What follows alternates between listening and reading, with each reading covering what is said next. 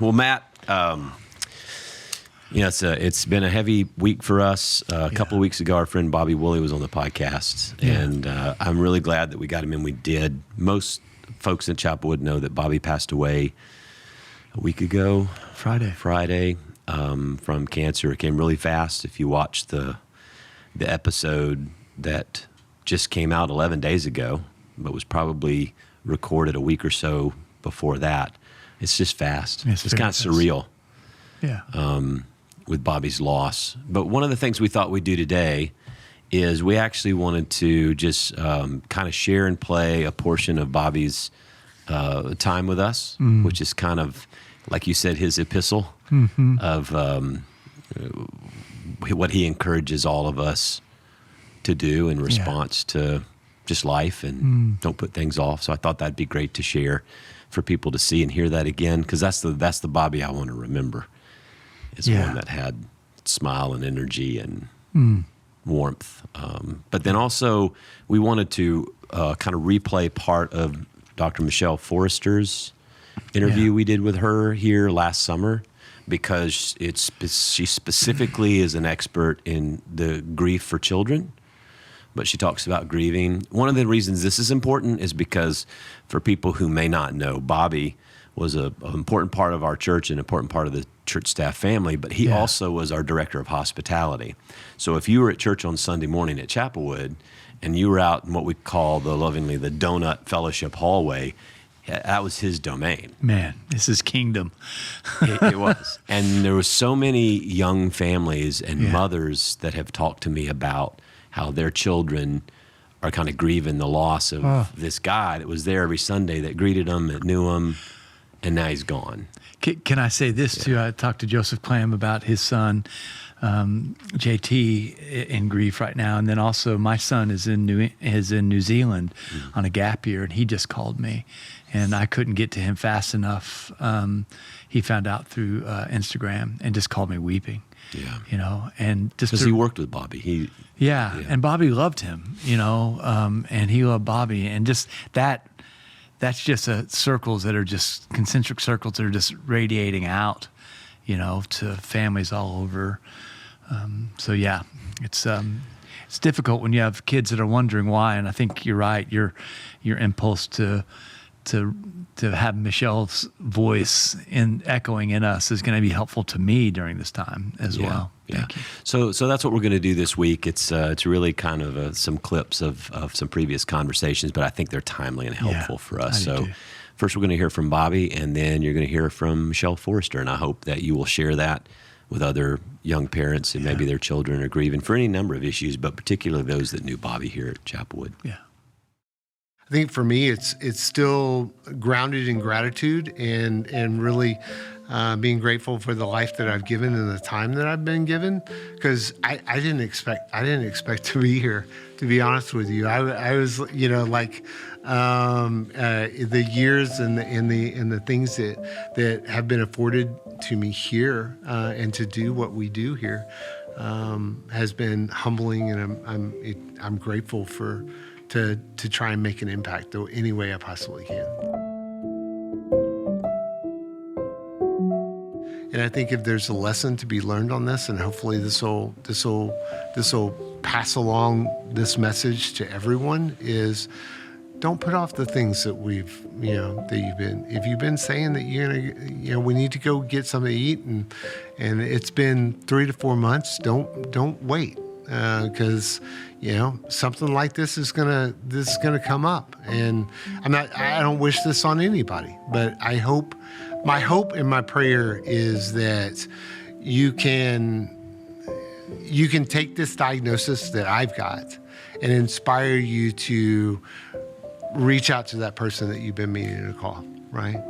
If you get somebody on your heart, send them a text message. If you've been saying that you're going to get together with somebody for dinner, or lunch, do it. It's those things are super, super important. You're not guaranteed tomorrow, and I think that's my goal for today. Is and I've been sending those text messages, and as people checking up on people, my job doesn't stop, and just because I've got a cancer diagnosis or I'm a drug addict or alcoholic, that stuff doesn't matter. Those I want to say to parents when children ask them questions, to not be afraid to take some time rather than feeling like I have to answer this question right now. Oh, that's great. To say to kids, you know what, that's a great question, and I'm going to get back with you on that. And to give yourself time to come up with what you feel is going to be the most appropriate response, because sometimes in the moment, if you feel pressured to give an answer, it may not be the best one for your kiddo. Yes. And so giving yourself time to do some research, ask some questions, get some input, is an okay thing to do. To say to a child, that's a great question, and I am going to get back to you.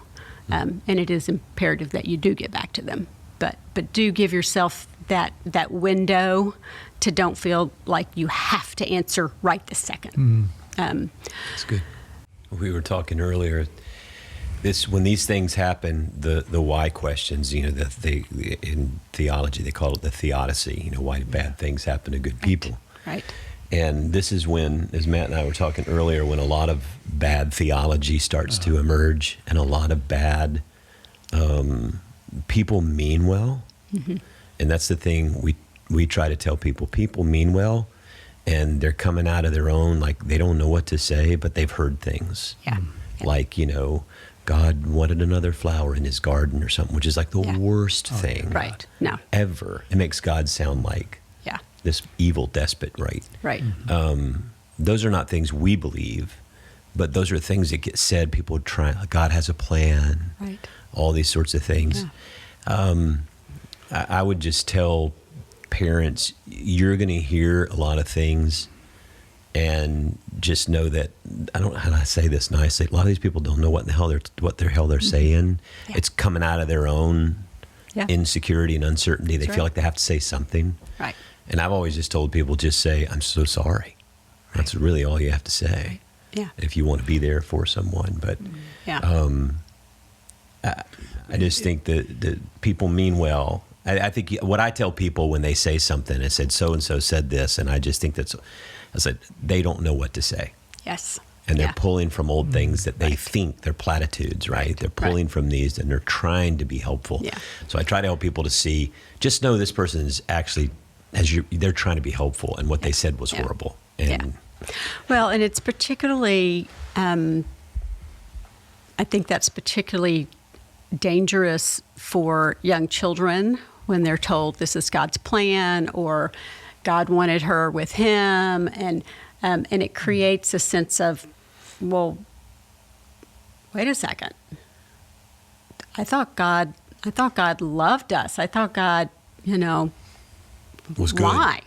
I thought God was good. Why would God have a plan to kill children? That's, and so I think it really creates a very difficult position in a child's mind. And for your older kids, your kids who can really think more abstractly, that's something they probably do grapple with. Like, wait a second. But, again, in my own kind of belief is that God's not up there puppeteering the world and creating, picking and choosing, that we live in humanity. We live as humans, and amazing things happen and terrible things happen. There's that book, The Body Keeps a Score, that Yes. Bessel van der Kolk wrote a number of years ago. And I think that is really helpful to us to think about the ways that we hold, because it is embodied. It doesn't happen to Absolutely. our minds. Absolutely. Our minds are trying to figure things out that really can't. But our body holds it. So Yes. to the fact that you're talking about play, exercise, keeping a schedule, these things Right. that we embody. Right. Yeah. And it may show up somatically for a lot of people. It may show up as stomach aches and headaches, and there may be In our dreams. absolutely in the dreams. So absolutely it's going to show up in the body. That's where trauma is held.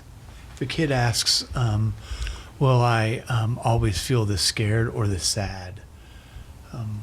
What do we say? I don't think so. I don't think so. And then you can remind them of other things, lesser traumas, lesser events. Do you remember when Grandpa died? And it was really, really hard for a long time. And now, do you know how when we go to Grandma's and we remember him and we think about him and we tell funny stories about him, it feels different now than it did right when it happened. And I think this is going to feel different in time. Is that a way to talk about healing without rushing it, without, because there's that space that I hear you talking about of just honoring both the not knowing and the slow work of healing? Like, how do you do that? How do you honor that space? Yeah. Well, I think it's creating those spaces for those feelings, however they show up. Some kids may need more reassurance than others that it's not going to always feel this way. For your anxiously wired children, who kind of lean toward anxiety anyway, they may need more reassurance that it will get better. It will get better. And right now, we're going to cry and we're going to scream or we're going to be upset. We're going to feel those feelings, and they're not going to kill us. They're just feelings. And we'll get to the other side of it. And it seems to me there's two things that are coming up for me. One is like the work of the parent. It seems like there's so much, like if I have unregulated, unshepherded grief, anxiety, and I then see my child unregulated, unshepherded in their grief, it evokes mine, and it plays off of each other. So it's really important that parents have places to work on their own healing, on their own sense of telling their stories. Because my sense is that like often grief gets stored, and then when things like this happen, tears come out, and it's like it's tapping into reservoirs of grief within us. Right. And so it's really important that the parent, in a sense, do their work around this as well. And this is an opportunity for that. It is. Yeah, and I there's a balance. I think it is okay for children to see parents cry. Great. It is okay for children to see their parents upset. Now, if you are distraught and uncontrolled to the point that you feel like you just can't manage it, that's not something a child really needs to witness. Yes. But seeing you crying, feeling upset and feeling sad, and acknowledging that. Yes. Because again, we go back to the child's perception. So if you've got tears streaming down your face and your kid says, "Mommy, what's wrong? Daddy, are you crying?" And you say, "Oh, nope, I'm fine, just got something in my eye." We now place the child in the position of, do I believe you, parent, or do I believe my perception My of intuition. You're sad? Yeah. But if you downplay that or deny it, then the child is left in a very untenable position of having to choose. Do I believe what I know to be true or what you're telling me to be true? So the holding together of two things that can be true at once it seems like I'm hearing you say over and over is really important. Yes. That you are sad and we are going to be okay. Those two things are people die and pass away and you are safe. That's right. Like both of those things are true. Yes, absolutely. And kids can hold those together? Absolutely, they can. Yeah. And we hope that people will pass this podcast on to friends and family around the state to find it helpful for them as they walk through. So thanks for your wise, helpful, practical way of helping us show up in the lives of people. For stepping forward. I mean, you have the skill and expertise, experience related directly to what people are struggling with right now. And so it's very helpful for you to be at the forefront of these conversations, equipping people, especially these parents and families. So thank you so much for being here you're with us. so welcome. I'm glad